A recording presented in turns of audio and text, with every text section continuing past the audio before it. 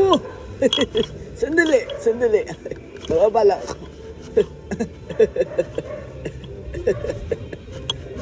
Sakit ang tuhod ko. Oo, dandahan. Ngayon ka lang napadaan dito ah. Pasensya na, busy kasi sa school eh. Ay, ganun ba? O sige ba, Dandahan. upo muna tayo dun.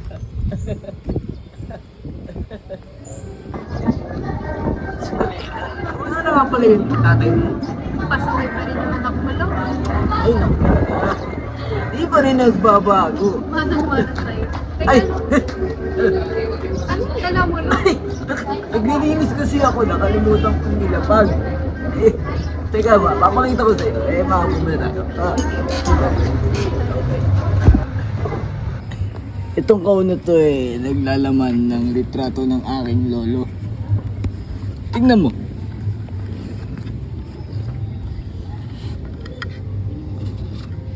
Sino to?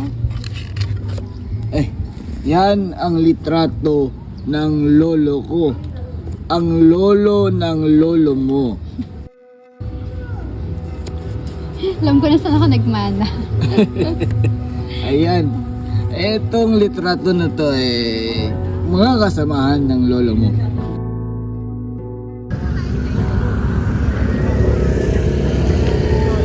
Alam nyo ba, nabalitaan ko, dumating dito sa bayan ang mga Amerikano. Nabalitaan ko rin, kaya kailangan din ang tiwala sa mga dayuhan na yan. Bakit nila rito? Siguro, mabait naman yung mga Amerikano yun. Mabait. Kung ka nadala sa mga dayuhan na sumakop sa akin dati. Hindi dapat tayo magpaalipin sa mga yan.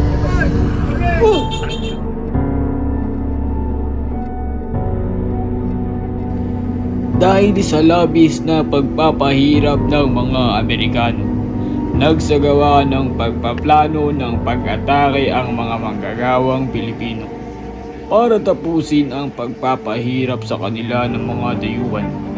Ito ay nagdulot ng labis na pagkatalo ng mga Amerikano.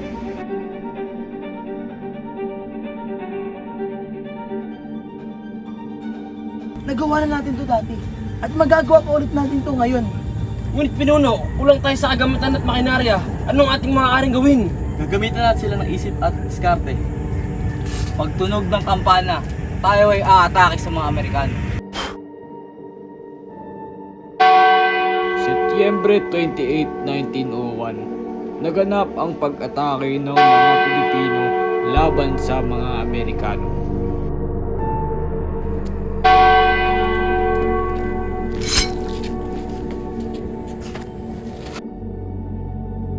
At hindi nagpatalo ang mga Amerikano. Naggiganti ang mga Amerikano sa mga mamamayang Pilipino. Make sure there are no survivors. Check those pulses. No more survivors. No more chances.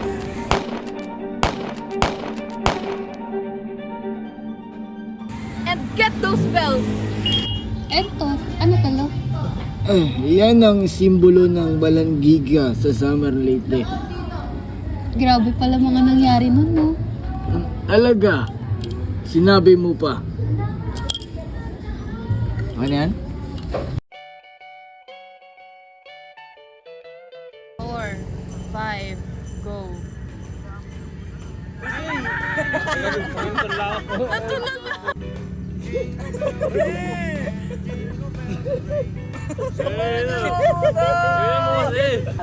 At magagawa pa natin ito ngayon. Ngunit pakintan yung pinuno. Gagamitan natin sila ng isip at diskarte.